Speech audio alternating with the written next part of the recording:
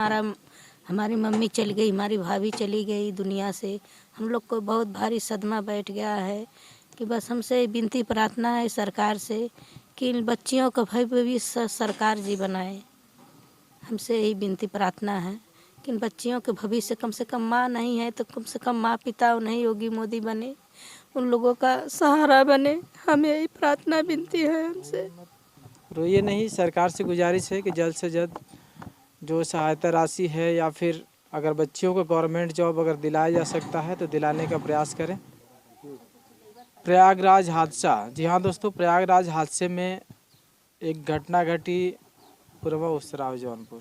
धर्मराज राजभर जी के परिवार से भी उनकी वाइफ और उनकी बहू भी उस हादसे में सम्मिलित हो गए।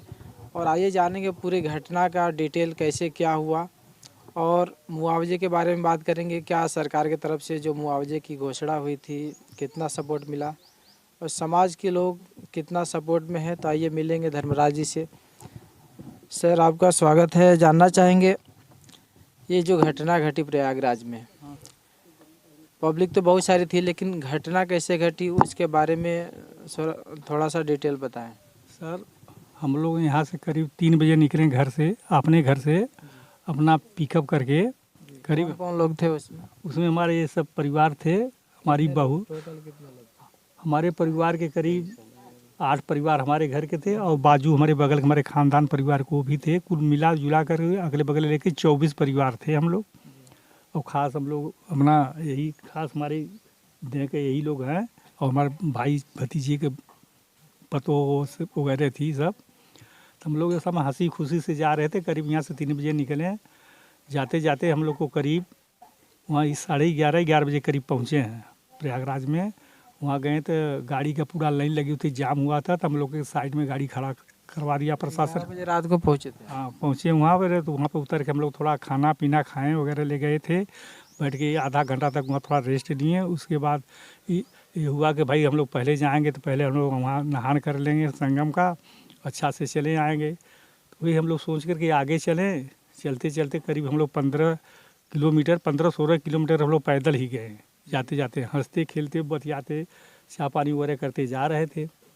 जब करीब हम लोग हनुमान मंदिर के आगे करीब 20 नंबर वार्ड के करीब हम लोग जब वहाँ पहुँचे, हम लोग हाथ पकड़ के और शांति से जा रहे थे। तो एक बेग वहाँ करीब 20 नंबर वार्ड के करीब में संगम जब तट के करीब हम लोग पहुँच गए तो उधर से एक बेग इतनी जनता कहाँ से आ गई हम लोग को समझ के बाहर है सर कि अब हम लोग संभाल नहीं पाए। उधर से आदमी इधर करता है हम इधर जाएँ, इधर का आदमी सोचता है हम संगम घाट की तरफ जाएँ। लेकिन वहाँ हम लोग जाने में एकदम असमर्थ हो गए। ठेली ठेला धक्की धुक्का वहाँ होने लगा। उसके बाद हम लोग इंतजार कर ले कोई भी आएगा बचाएगा, लेकिन कोई सुनने वाला उस समय सर नहीं पहुँचा। प्रशासन थी वहाँ पे? प्रशासन 1-2 थे तो लोग संख्या देख कर लोग भी घबरा गए, हम लोग अकेले क्या करेंगे। लेकिन वहाँ ठेली ठेला धक्की धक्का जब होने लगा तो हम सोचे कि नान के बच्ची हमारी थी, बहू थी, हमारी बूढ़ी औरत थी, बगल में बच्चे लोग थे। धक्की धुक्का में लोग किधर बिछड़ गए किधर चले गए हम समझ नहीं पाए। उसके बाद हमारे प्रेजेंट हमारे पास में करीब हमारी बहू थी और हमारी बूढ़ी औरत थी और ये बच्ची थी और एक लड़की वो जो बगल में बैठी है वो थी। वो 4 आदमी एक साइड में पड़ गए। उसी में ठेला ठेली हो रहा था। तो बच्ची के जो पुरुषों का कैंप ऊपर बना रहता है खड़ा होने के लिए, निवेदन किए भाई साहब थोड़ा बच्ची को बचा लीजिए नहीं तो मर जाएगी। जल्दी चिल्लाने लगी, रोने लगी, बिलखने लगी। तो एक बच्ची और थी इनकी भाइयों की पतो थी तो उसको भी उठाए, दोनों बच्ची को थिमाए। तो बेचारा एक इंसान अच्छा था तो थाम लिया, तो ऊपर ले को बैठा दिया। लेकिन जब वहाँ हम लोग बैठा लिया तो उसके बाद थम नहीं रहा, धक्की धुक्का बढ़ते ही जा रहा है एकदम। बेरम बेर हम लोग संघर्ष करीब 1-1.5 घंटा तक करीब हम लोग संघर्ष किए। करते करते तो हमारी बहू चिल्ला रही पिताजी मुझे बचाओ, पिताजी बाबू बचाओ। लेकिन सर बचा नहीं पाया। हमारी बूढ़ी भी औरत चिल्ला रही है सूरज के पिताजी हमें भी बचाओ, अब क्या करें। अब लेकिन हम उससे पहले हम दब गए सर, ऐसा बुरी तरह की हमारे ऊपर करीब 6-7 औरतें पड़ गईं और उसके नीचे हम पड़ गए। गिरे कैसे थे आप लोग? ढिगली दिख रहा धक्का से मुझसे उधर से जोर लगा रहे इधर जोर, जब तक शक्ति रहा तब तक थाम। अब उम्र हमारा हो गया उतना धक्का हम नहीं थाम, इतना मतलब जनता है कि हम कितना थाम पाएंगे उनका भी। कुछ लोग बोलेंगे जैसे वहाँ पे जो बैरियर लगा हुआ था वो बैरियर टूटा तो उसमें लोग दबे। हाँ तो वही तो मतलब बगल में जो लगा हुआ था उतना जनता हो गई कि कहाँ बैरियर फेरियर छोटा फोटा वो काम थोड़ा कर रहा है। इतना दोनों से इतना जनता आ गई कि वहाँ तो करीब मालूम होता जना लाखों की संख्या में आ गए, इतना समझ में आया हमें। तो वही जब हम धीरे धीरे गिरने लगे, बच्चा लगता हम गिर गए तो हमारे ऊपर 5-6 औरतें गिरी।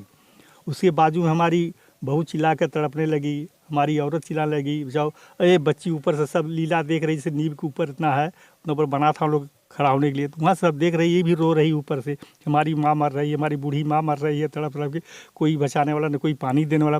भरसका तो पानी प्यास बिना गर्म से इतना मर गई लोग कि कुछ करने जोग नहीं है सर। और उसके बाद जब हम नीचे गिर गए, वहाँ 4 चक्का गाड़ी खड़ी थी, हमारा सर थोड़ा उसके बगल में पड़ गया, थोड़ा हमारी हम भी मर चुके थे समझिए, लेकिन सांस आ रही थी। तो एक सज्जन ने मुझे ऊपर से पानी से गिराया, ऊपर से पानी गिर के हमारे मुँह में गया, तो थोड़ा मुझे होश आया।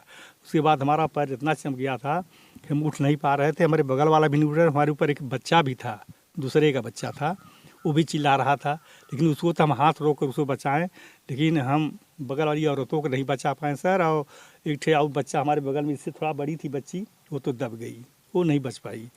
और उसके अलावा 6-7 औरतें हमारे ऊपर मर गई, बाजू में हमारी बहू मर गई, हमारी बूढ़ी औरत मर गई, लोग बचा नहीं पाए। उसके बाद जब प्रशासन करीब सुबह में करीब आती है, प्रशासन एम्बुलेंस लेके आती है तो उठाती है, लाश लाती है, तो उस पर हम उठ रहे थे, हम हटाएं थोड़ा लाश को, तो हमें थोड़ा मौका मिला खड़ा होने का, तो उठे तो हम उठ नहीं पा रहे हैं, हमारा पैर काम नहीं कर रहा है। हम सोचे हमारा पैर टूट गया है, लेकिन हाथ के सहारे को दूर सरक कर गए, तो उलट उलट के देख रहे हैं तो कोई दिखाई नहीं दे रहा हमारा पुरानी परिवार।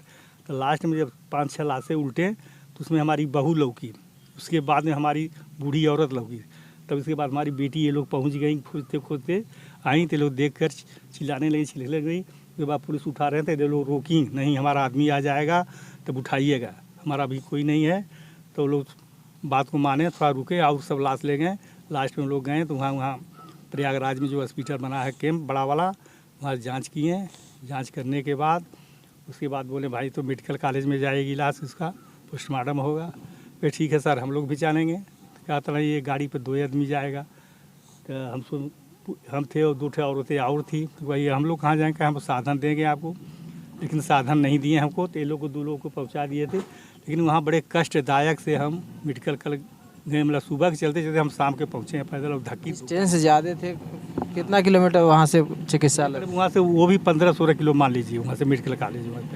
कितने लोगों की मृत्यु लगभग वहाँ पे हुई? हमारे पास तो करीब 29-30 मौतें हुई थी, हमारे बाजू में हुई थी, इतना अंदाजन है। हाँ, उसके बाद अलाउ कहाँ हुई नहीं वो हम बता नहीं पाएंगे, जहाँ हम थे वहाँ करीब 29-30 लाशें पड़ी हुई थी। सरकार की तरफ से जैसा कि वादा किया गया था 25 लाख मुआवजे की, तो कितना सपोर्ट मिल पाया? अभी तो सपोर्ट नहीं मिल पाया है, कुछ नहीं मिल पाया है। एक सज्जन ने आया था, टीटी कॉलेज का प्रोफेसर थे, उन्होंने 50 BP सिंह, उन्होंने 50,000 का घोषित किए कि आपको मिल जाएगा हमारे पंकज के नाम से बच्चों को पढ़ाने के लिए, वही घोषित किए, और तो कोई सुविधा नहीं मिला। जैसे कि राजभर समाज से आते हैं, राजभर समाज में बहुत सारे समाज सेवी हैं, लीडर्स हैं, उनके तरफ से क्या किसी ने कुछ कहा? ओम प्रकाश जी आए थे, मंत्री जी, संतावना दे गए हैं सब, और DM से वगैरह से बात किए हैं, कहें सर इसका प्रक्रिया चल रहा है, इनका जल्द ही इनका व्यवस्था ऊपर से आदेश आएगा, तुरंत इन लोग को दे दिया जाएगा। आए थे यहाँ नेकपाल कानीगोल तहसीलदार सब आए थे, लिख पढ़ के ले गए हैं, खाता नंबर सब ले गए, आधार कार्ड वगैरह सब लेके गए हैं, जैसा हम लोग को अब प्रशासन ने कोई सहायता राशि नहीं आई है। अभी कोई सहायता राशि नहीं आई है। हाँ हाँ, अभी उस मेले में गए थे? नहीं मैं नहीं गया था, मैं हादसा होने के बाद जब पता लगा कि आपके घर के लोग जो है दब गए हैं, तो मैं मुंबई से जो है कि उसी दिन निकल गया, और उसके दूसरे दिन 30 तारीख को यहाँ पहुँचा। हाँ हाँ। पंकज जी हैं जो कि इनके बेटे हैं, आप भी साथ में मौजूद थे। सरकार से क्या उम्मीद करते हैं कि सभी लोगों को, जितने लोग मरे हैं उनको जो सहायता राशि देने की घोषणा की गई है, मिल जाएगा? सरकार से उम्मीद यही है, आशा कि थोड़ा बच्चे हैं, छोटे बच्चे, 3 बेटियां हैं हमारी, इन लोगों को सहायता मिले सरकार की तरफ से, ताकि इनका परवरिश लालन पालन हो। बेटी तो बच के आ गई हैं, लेकिन बेटी बचाओ, बच गई हैं, लेकिन बेटी बचाओ बेटी पढ़ाओ, तो ये तो पढ़ाने के लिए इनका भविष्य तो अंधेरा दिखाई दे रहा है, क्योंकि ये तो माँ के छाया में थी। ये लोग परवरिश लालन पालन अधिकांश तो माँ के ही गोद में ही हुआ है ज़्यादा अधिकांश, तो माँ तो नहीं रही, लेकिन अब तो इनका लालन पालन, अब तो जिम्मेदारी बाप के ऊपर आ गया है। माँ का भी फर्ज और बाप का भी फर्ज निभाना पड़ेगा। अब जिम्मेदारियाँ बढ़ गई। जिम्मेदारी तो बढ़ गई है, तो हम तो मान लीजिए इधर उधर जहाँ काम धंधा मिलेगा छोटा मोटा, जहाँ रोजी रोटी बदे, नीमक रोटी बदे, तो हम तो इधर उधर जुटाने के ही फेर में थे। और बच्चे तो माँ तो इन्हीं को नहवा धुला के पढ़ा लिखा के स्कूल भेजती थी। अब तो नहीं रही, तो अब देखने वाला कौन है अब इनका। हमारी 3 बेटियाँ अनुराधा हैं, राजभर कोमल, राजभर अंजलि, राजभर हैं। तो हमको यहाँ वहाँ हर जगह देखना, भटकना पड़ेगा इधर उधर। तो बाप का भी साया नहीं मिल पाएगा और माँ तो चली गई है। तो हम सोच रहे हैं कि इनका भविष्य के लिए अगर सरकार ध्यान दे तो थोड़ा इन लोगों का जो अंधेरा है थोड़ा उजाला हो सकता है, नहीं तो अंधेरा ही अंधेरा रहेगा ज़िंदगी में। सरकार से उम्मीद है कि जल्द से जल्द जो घोषणा की गई है लोगों को प्रोवाइड की जाए, ताकि ज़िंदगी में जो दुख हुआ है लोगों को खोने का, तो उस चीज़ की कुछ न कुछ तरीके से भरपाई की जा सके। और भी लोग हैं जाना चाकरी मिल जाए तो थोड़ा इन लोगों का भविष्य बन सकता है। हमारे बुजुर्ग हैं, पिताजी हैं, वो भी थोड़ा असहाय हैं, उनका भी लालन पालन देखभाल हम लोग कर सकते हैं। तो आपकी मांग है कि आपकी जो बच्चियां हैं उनके लिए जॉब चाहिए। जैसे नौकरी चाकरी अगर हम लोग को मिल जाए, छोटी मोटी यहाँ अगर है सरकारी, तो हम लोग का लालन पालन थोड़ा सुखी से शांति से बीत सके। योगी सरकार से मैसेज है पंकज जी का कि आप इन बच्चियों के लिए अगर अब व्यवस्था हो पाती है तो गवर्नमेंट जॉब की व्यवस्था करे, ताकि इनका जीवन सुखमय से हो सके। आइए जानेंगे, बच्चियां वहाँ भी साथ में थी, घटना के देखने के बाद कैसा आप लोग को मतलब डर जैसा लग रहा था? हाँ, डर लग रहा था थोड़ा। हाँ। कितने लोग वहाँ पे मर रहे थे आप लोग देखे तो कैसा, मतलब मरते हुए तो नहीं देखे, सबेर हुआ तब देखे आप लोग वहाँ पे नहीं थे? रहे हैं, लेकिन भीड़ इतना था कि दिखाई नहीं दे रहा। मतलब उसमें बिछड़ गए थे आप? हाँ, बिछड़ गए थे हम लोग। आपका क्या नाम है? अनुराधा राजभर। कितनी कक्षा में पढ़ती है? 12। 12वीं में। पढ़ के क्या बनना है आपको? कैसे बताएंगे क्या बनना है अभी तो इनका कर जब मम्मी का साया उठ गया, लाजी का साया उठ गया, तो क्या भी लोग बच्चियाँ क्या समझेगी लोग। अब तो लोगों को खुद से हादसा में लोगों का दिमाग काम नहीं कर रहा। हमें खुद ही हमारी मम्मी चली गई, हमारी भाभी चली गई दुनिया से। हम लोग को बहुत भारी सदमा बैठ गया है कि बस हमसे विनती प्रार्थना है सरकार से कि इन बच्चियों का भविष्य सरकार जी बनाए। हमसे यही विनती प्रार्थना है कि इन बच्चियों के भविष्य, कम से कम माँ नहीं है तो कम से कम माँ पिता नहीं, योगी मोदी बने, उन लोगों का सहारा बने। हमें यही प्रार्थना विनती है हमसे।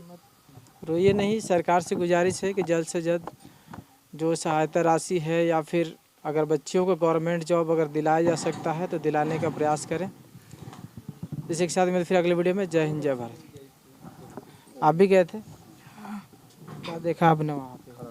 हम लोग बिछड़ गए थे। हम जब सब लोग, जैसे रात में मेरी चाची कह रही थी कि सर मेरे बच्चों को बचा लीजिए, मैं मर जाऊंगी चलेगा लेकिन मेरे बच्चों को बचा लीजिए, इतना मैं उनकी बात सुनी थी। तब तक तो हम लोग बिछड़ गए थे, बहुत आगे चल गए थे। तब सुबह में हम लोग कैसे कैसे मिले, हम ऐसा लग रहा था कि हम लोग भी मर जाएंगे, हम लोग भी नहीं बचेंगे।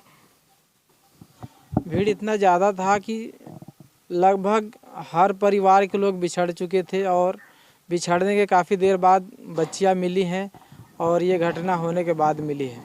तो इसी के साथ मिलते फिर अगले वीडियो में। जय हिंद जय भारत।